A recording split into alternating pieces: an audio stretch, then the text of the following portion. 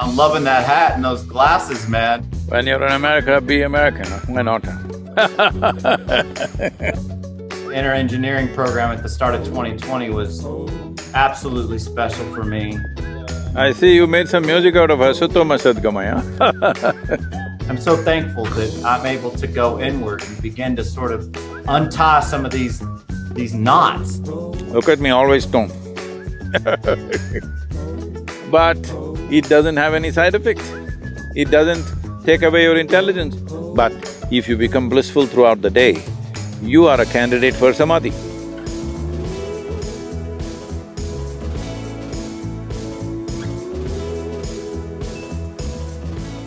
Hey, namaskaram, good afternoon.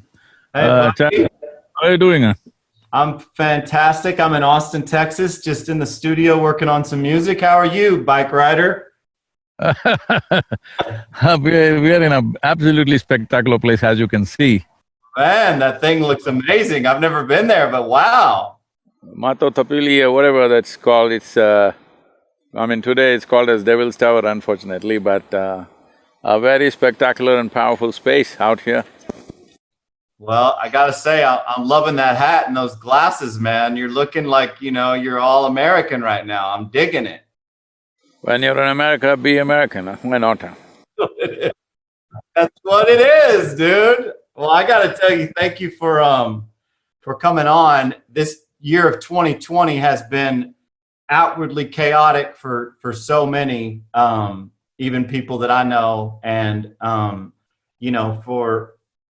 be able to go through the inner engineering program at the start of 2020 was absolutely special for me. Most appropriate time for you. Yeah, because Dave and I, as Tritonal, we're touring 120 shows a year for the last decade, and there's not been a lot of breaks. And so to be able to do that program and then to be able to continue with my disciplines all this year has been a true blessing for me. So thank you for that, my friend. Tell me, Chad. It is this 2020, I know people are seeing it as a great debacle. It is on many levels. Unfortunately, so many people, nearly 1 million people have lost their lives. So many people have lost their loved ones. Every day, at least a dozen people that I know well are dying, at least a minimum dozen people. And the worst thing is when people die, their parents die or their brothers or sisters or even spouse dies, they're not even able to go and attend to that. That is a real tragedy. And of course, loss of jobs, loss of businesses, closing down of many businesses, all this is there. But one thing we need to understand is, as you said, and the same is true for me, and as long as people or the populations don't move towards starvation, which I think in today's world we can take care of largely. Even from our yoga center, we've been feeding over 16 to 18,000 people every day to ensure that those people don't go into starvation. If that one thing doesn't happen, rest of it is… this is a good time to realign ourselves to… it's like a crazy machine running all the time. All of us on full throttle, nobody knows who's holding the steering wheel. So here it is, the machine has come to a kind of at least if not a halt, at least a slowdown. This is the time to take charge of the steering wheel and see where is it that we want to go as human beings. Where is it that we want to drive this planet to, and our own lives too, the destiny, individual destinies and the common destiny of humanity of this generation. I think this is the time to recalibrate all that. Yeah, it certainly has been for me, and it has been for my production partner, and from… we produce music, and I think for the longest time as musicians start to garner success, we're traveling all the time, we're in and out of hotel rooms, we're in and out of festivals and venues in Las Vegas and places like India and far off countries that we've never been to before, always on airplanes. You get caught up in this whirlwind of more is better, and this paradigm that how do we reach more fans? How do we have bigger records? How do we play bigger shows? And it's all just attaining, it can be without conscious awareness of the purpose and a validation of the why. And I feel like this has been the most important time for us to ask ourselves, who am I? And how can I be a light of inner equanimity to share to other people on stage, in commercial spaces, in commercial festivals, and in commercial venues and concerts. And so, doing the inner engineering was amazing, but more importantly has been the daily, 4 or 5 meditations a day, and the chanting of Om, and the hatha yoga, and the I see you made some music out of Asatoma Sadgamaya. yeah, I did. We did a chant, we did a mantra, and made a big dance record out of it. And look, a lot of people, that's going to be well over their heads. It's just going to be another song, another thing. But for the few that are seeking, for the people that are like, what are they up to?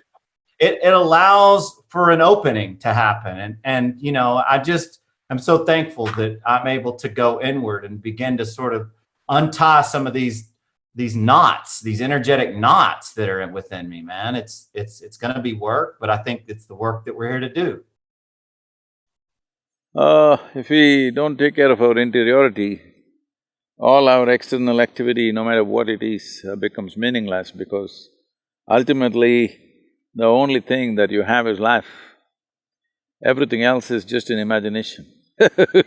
What is your bank balance, what is the size of your home, what is the model of your car, and all the other nonsense is just in your head. The real thing is only your experience of life, how profound it is, how intense it is, and how wonderful it is, that's all there is. The life is all that we have, the rest is all made-up stuff.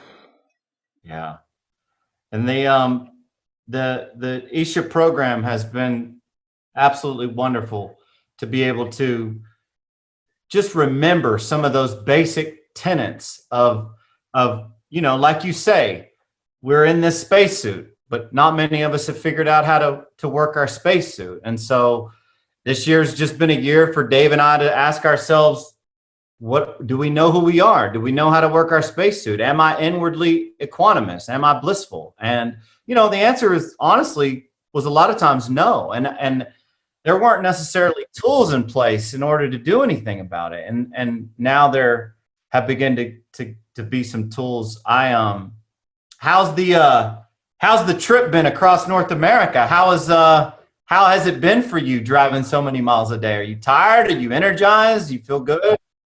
I'm good that way, it's just that, weather has been great, except after we came towards Dakota and now into Wyoming, the winds are blowing at 50 miles an hour, taking the motorcycle sideways all the time. A hard job to keep it on the… in the in the lane, it's just going away. So, these modern motorcycles have so much of shield and all the fancy carbon stuff that is taking the wind and becoming like a sail, just pushing it away. How many miles are you guys doing on average a day?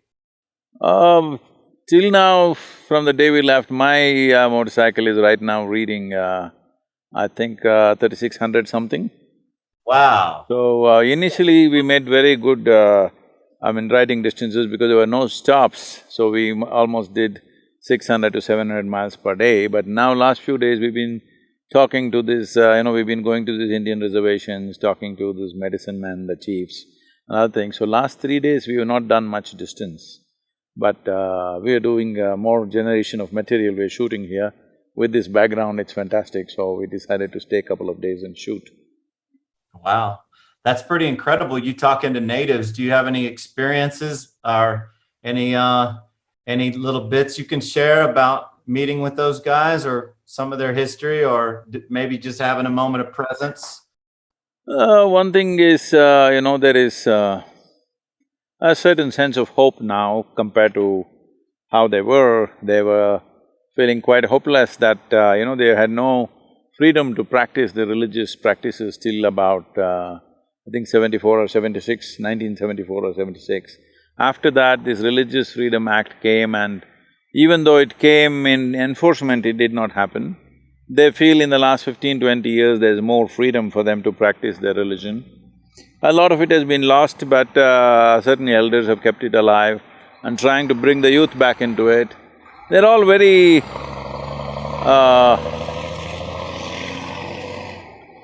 kind of pained because the young people have gone into alcohol, drugs, everything. So they are striving to get them back to their ways. And for most of us, a Native American means you would have seen them only in the Wild West movies, and he was always the epitome of physical fitness and he runs miles and whatever, all that stuff. But now everybody has become, taking the shape of the earth, and that has been a concern for the elders, and they are trying to bring their ways of how in ancient times they stayed fit and they stayed well and they were connected to the land all the time. The most significant aspect of their life is their connection with the land. They're trying to bring that back, but chemicals, alcohol, all these things have taken their space. But at least they are feeling hopeful that in the next 10-15 years, they will have more of their culture living than it has been in the past. Wow. That's heavy for you to hear. And it touches me personally because for so long, early in my adult life, I felt cut off and I felt a bit traumatized from at one point early in my childhood. There was, I would say, a real connection, but the teachings were always so separating in that if you have the right thoughts and if you believe the right things, then you'll go to the right place. But the others who don't have the right beliefs, they go when they are eternally tormented. And this sort of like upbringing brought me to a place in my early teens where alcohol and drugs weren't the problem. They were a real solution for me early on, and they allowed me to feel a sense of inner ease where there had been so much inner turmoil and a sense of inner peace. Even though I was below waking consciousness, the inner pain and suffering was momentarily removed. And for a long time, I became deeply addicted. And I've been sober now almost 15 years, and I've now co-own a treatment facility and a rehab center called Infinite Recovery. And we have 10 sober living homes. And so, alcohol and drugs in the United States and in all over the world has become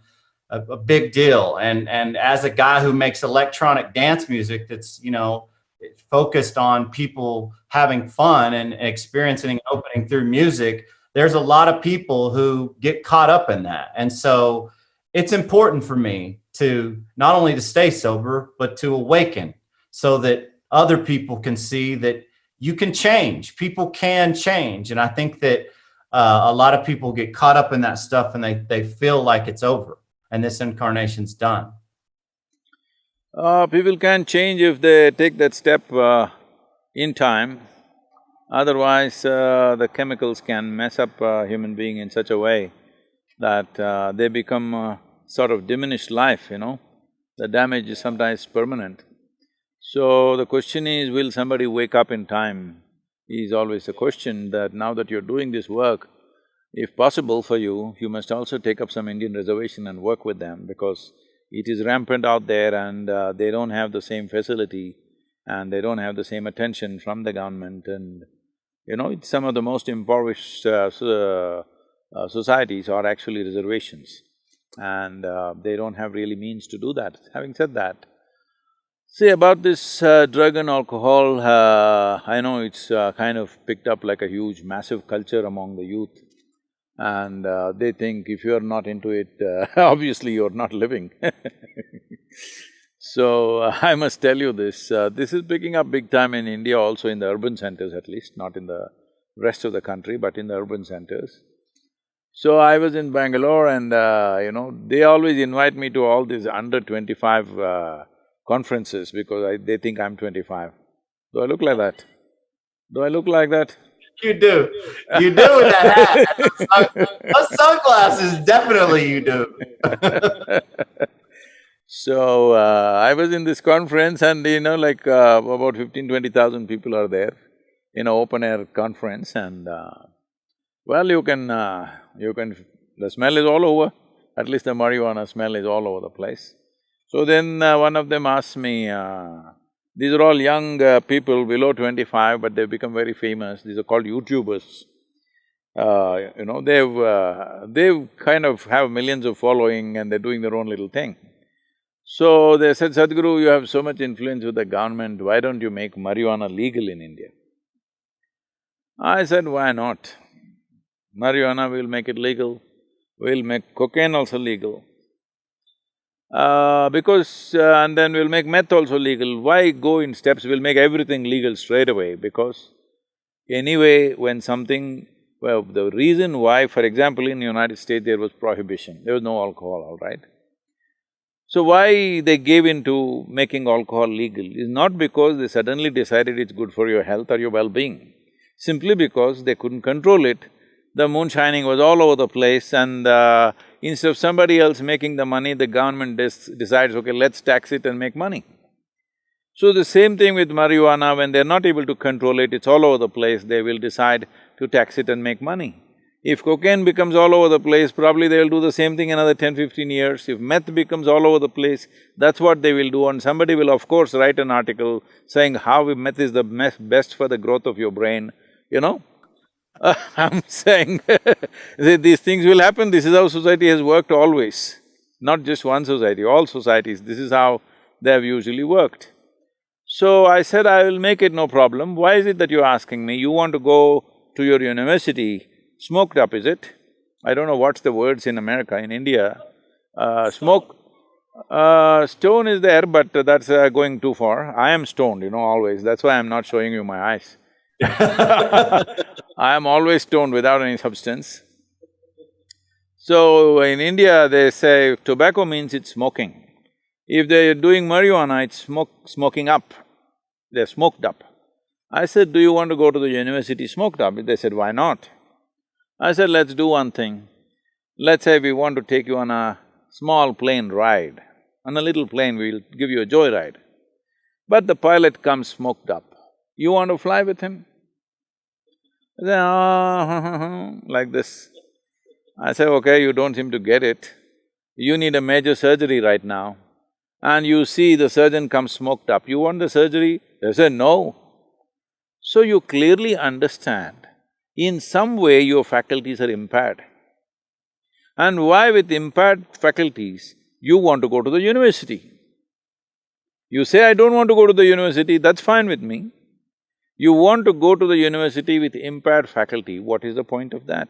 You clearly understand something is down in you, but you say you're high.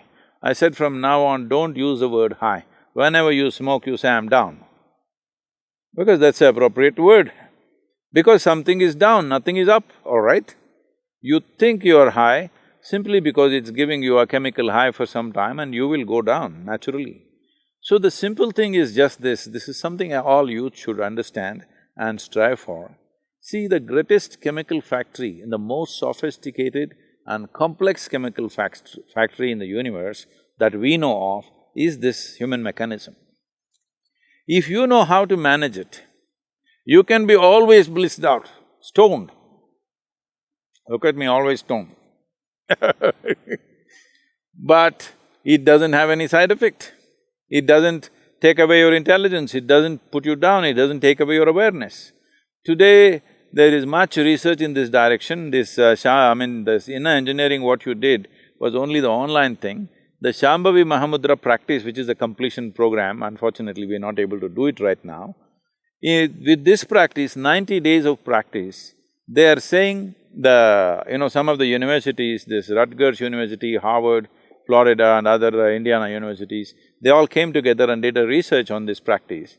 And they said your BDNF, that is the brain-derived neurotropic factors, are up 300%. And your cannabinoid receptors, your endocannabinoids, that is, within the body there is a production of cannabinoids, that is up by 70%, always. So all the time we are on dope, but internally. So because of this, you're always joyful, blissful, no stress in you, but it doesn't take away your awareness, it makes you extremely aware. This is what humanity needs. Only thing is, it is within you and you have to do something to access that. Instead of that, you're going and picking weeds outside, which is a poor substitute. Yep. Poor substitute, and it leaves you high and dry. The tricky part… No, it makes you down, not high, down, down and down. Down and down. The tricky part is when you're a young kid and come from a broken home or an impoverished neighborhood, and you don't have the teaching, and even if you did, don't buy into the teaching, a lot of kids go for whatever's there and in front of them. And so your message and the message that this can happen for people is vital, in my opinion. So that is what is most significant about these times. That is, this is the first time in the history of humanity that we can sit here. See, I'm here in Wyoming, you are there in Texas, and somebody may be there in Bangalore or somewhere else. But now, sitting here, we can speak to just about anybody in the world. This is the first time that we are able to communicate to the entire world. At such a time, if we do not bring transformation in humanity, that means we just don't care, that's all that means. See, never before, maybe many people have come, many mystics, yogis, realized beings have come in the past, great beings have come, but if they speak, hardly 10 people can hear. This was the condition. But today you can sit here and speak to the entire world. When this possibility is there, if you do not transform the world, it is a clear statement you don't care a damn for the humanity around you. Yeah, that's right. That's 1,000%. And I have a couple questions that I thought that I've got to ask you, because this is obviously a massive moment for me personally. And I know that I wanted to know, in your opinion, on the Kriya transmission, if you felt like the Kriya transmission could be done effectively through the teachings alone, like in the SRF technique or other techniques that leave the teachings as the guru, or if you felt like you need a physical guru or a physical being on the planet to have effectiveness with the Kriya transmission. See, if you want to transmit Kriya, there has to be some kind of a source, a power source. Is it a physical human being, or is it a form that people have established, or is it some other source that they've established? We do not know, but if you need a power source, without that you cannot transmit, because to transmit you need something, a source. So one important reason why online and other things we've been hesitating, but right now we are working on a system as to how to do it. Probably in the month of November or December, we may do a transmission for a large number of people, the Kriya transmission, online. But now what we are setting up is, we are setting up over 100 instructors who will talk to each one of them and prepare them. All we want is, those 3.5 to 4 hours that I need to transmit this, they must be absolutely there. They should not be attending to their phone, they should not be talking to their family, they should not go for a bathroom break. They must be absolutely with that. If they pay that kind of attention, we can do that. But the risk of they not paying that attention is very high, so we are running probably a week-long preparatory steps with the teacher, with the instructors, so that the necessary preparation has been done, and then we will do the transmission. This is the first time we are attempting this. In terms of transmission, it is not a problem, because I have initiated more people that I have not seen and met than people that I have seen and met. When the need arises in them and they're open, wherever they are, we will always try to initiate them. So that can be done, distance is not the problem. The problem is the attention. If we can manage the attention from the other end, we can transmit Kriya long distance. That's awesome. Well, congrats. That's exciting. That's going to be massive for the world and massive for a bunch of people who can't do Shambhavi right now because of COVID. So that's awesome. I have another one. This, as a Westerner and as somebody who's usually touring all the time, a householder, a dad who's got twin boys and a little girl, you know, as an entertainer who's constantly traveling like yourself and trying to meditate upwards of 4 times a day, are there any psychological and physiological indicators of somebody when they're doing disciplines eagerly and rigidly over time that would indicate that they're coming up on a samadhi-like experience? Are there any signposts? Are there any things that we should look for? See, this question comes from various aspects. One important aspect that I would like to knock off before we go into the subject is, generally people think an inner experience means something spectacular should happen, fireworks should happen. Tell me, even if we set up fireworks, how long can we make it last? Yeah, it's up and down, and then you open your eyes It and is it's just up over. and down. So the important thing is not that. That steadily you're going up is important. Here and there we can have a little fireworks show. That's okay, but that is not the goal. The important thing is we must be steadily going up. First of all, let's understand what is Samadhi. Samadhi means… Sama means equanimous, Di means buddhi or the intellect. When your equanimous becomes when your intellect becomes equanimous, you are in a state of Samadhi. There are different types of Samadhi. Generally, it is categorized as 8 different stages of Samadhi. So let me not go into the detail of these categories. The important thing to understand is, the very function of the intellect is to discriminate. You are able to discriminate what is the soil, what is the tree, what is the stone, what is the human being, only because your intellect is functioning. Now if you make it equanimous, that means in some way you will not see the discrimination, you will experience life as one big whole, because intellect is a knife which is cutting the universe into small segments of pieces for your experience. Now when your experience becomes unified, that is, intellect is not doing this function, it is alert, but it is equanimous when it becomes. Now, I'm sitting here, behind me this beautiful, Mato Tapili is standing up. Suppose you can't make out the difference between this and that. This is Samadhi. I'm putting a very stark example. But in your inner experience, every human being is experiencing some states of minor Samadhis. Somewhere they put down their intellect and, they experience some kind of togetherness. You can call it love, you can call it affection, you can call it, friendship, but some moments where discriminations are taken away and there is some sense of togetherness. But now the question is to maintain this every moment of your life. So simple way of seeing whether I'm moving forward or not is, when you wake up in the morning well, if you're unwell, if something else, let's leave that. Let's say you're perfectly healthy. You wake up in the morning, how does it feel to wake up in the morning? Waking up in the morning is a very important ritual in the yogic culture, how you wake up in the morning. So when you wake up in the morning, does a smile naturally appear on your face, or do you have to smile? Or are you in some kind of a blissed out state when you wake up in the morning?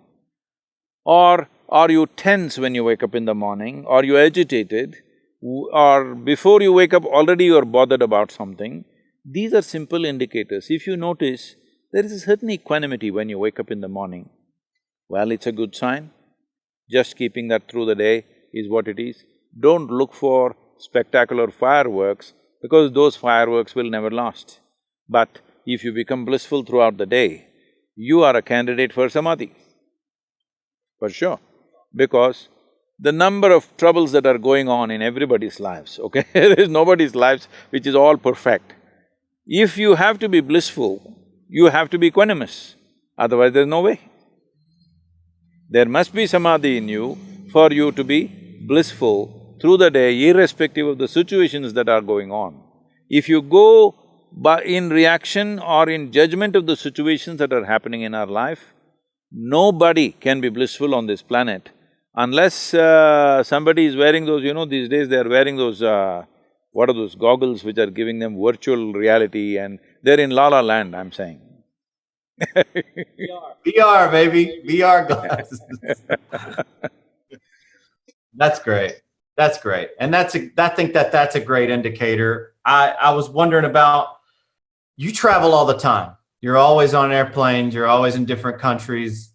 As an entertainer, we were on airplanes literally every weekend going across the world.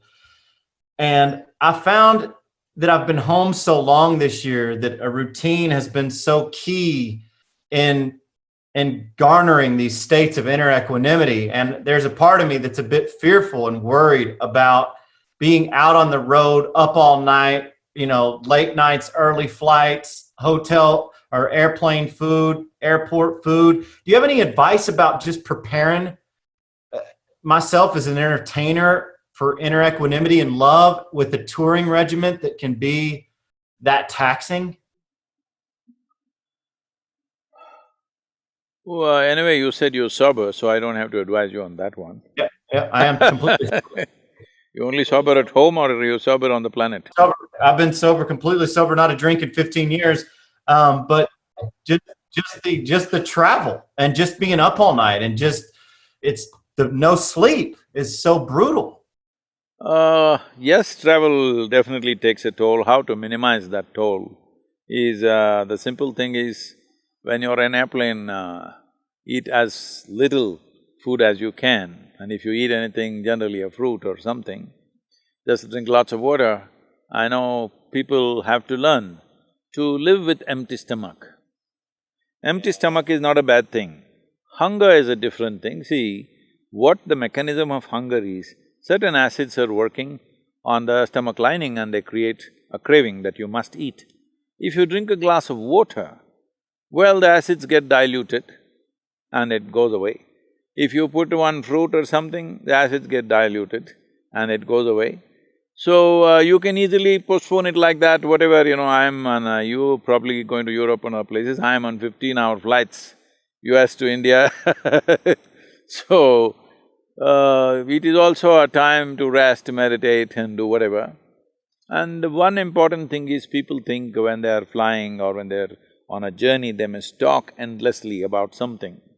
Well, that's one time that though it is difficult for me, the crew and everybody comes and they want to talk to me if I'm flying the Indian airline, all this kind of stuff is there. I keep a little time for that. Rest of the time, I just drink lots of water, maybe read something, write something or meditate.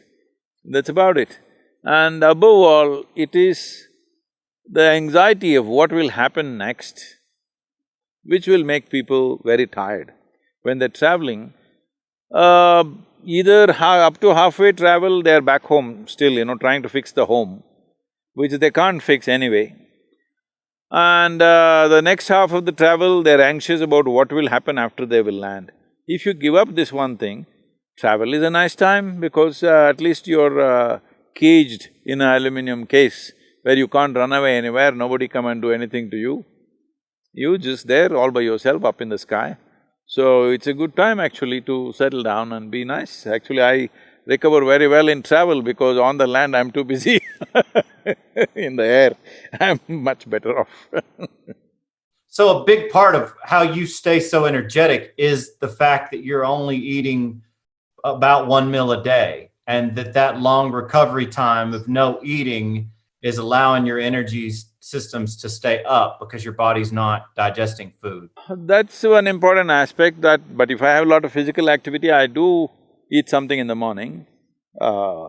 If let's say right now I'm riding, I'm eating in the morning, or in case I golf, I eat in the morning. Otherwise, if normal activity which is not physical in nature, then you skip the morning thing. The important thing about the body is there is something called as ingestion, digestion, assimilation and excretion. If one is conscious of all the four aspects of food, people are only conscious about ingestion. They're not aware about how digestion and assimilation is happening and whether excretion is happening or not. Excretion is not only from the alimentary canal, excretion needs to happen even on the cellular level. So one must be conscious whether today I've eaten something, if I'm feeling little dense, how much break should I give before I put food into my system? It's not like you use the word routine. Routine is one thing you should not do, you must observe. Today the body needs this much food, you eat that much. Tomorrow it may not need that much. Every animal is aware of this. You see, even if you have a dog at home, certain days he refuses to eat, but these days they've made him so stupidly disciplined that he eats every day. Otherwise, naturally on certain days that he won't eat. He likes to eat some grass or something and puke and he does his own cleansing system for himself. So, all creatures are aware, human beings are using their intellect to decide what they should do. No, you must observe. See, this is the fundamental thing. we have given, because of the education systems that people go through, we have given too much significance to our thought, not to our attention. Our attention is the greatest thing we have, not our thought. Our thought is a kind of a, product of little data that we have gathered. That's not going to get us anywhere. It's our attention, the keenness and intensity of attention, which can take us from one dimension of living to another. That's good. That's really good. I know you don't like to talk about things that are hard to language, but just personally, I think that I'd love to know, ever since your enlightenment experience, going forward from that time, which we've all read the story, and most people have who are familiar with your path. When you meditate now, are you often in some state of samadhi, if not nirvikalpa, or do you still have to go through the sort of pratyahara interiorization process and get deeper and deeper, like people who have not experienced a full awakening? Is that different for you now, where you just close your eyes and boom, you're all the way in? Well, I mean, I don't want to sound like a brag. You don't even have to close your eyes. It's not essential that you must close your eyes. You're closing your eyes only to cut off the world. But the world is never in my way, so I don't have to necessarily close my eyes. Yeah, that's awesome. That's so good. I've never seen the world as being in my way. I just see that also as one more possibility, so… So good.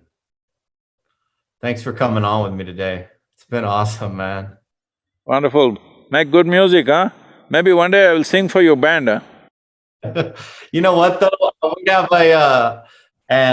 we often do spiritual spoken word over sort of deep, melodic, really hypnotic rhythms, and we've used Ram Dass and Eckhart Tolle. I would love to sometime be able to sample a guided meditation or a bit of spoken word and hook up with the Isha team and work with you guys on a Spotify release. I think that would be super, super cool. Okay. Great talking to you, huh? Wonderful. Thank you so much. We'll see you soon. Okay, bye-bye. Namaskar.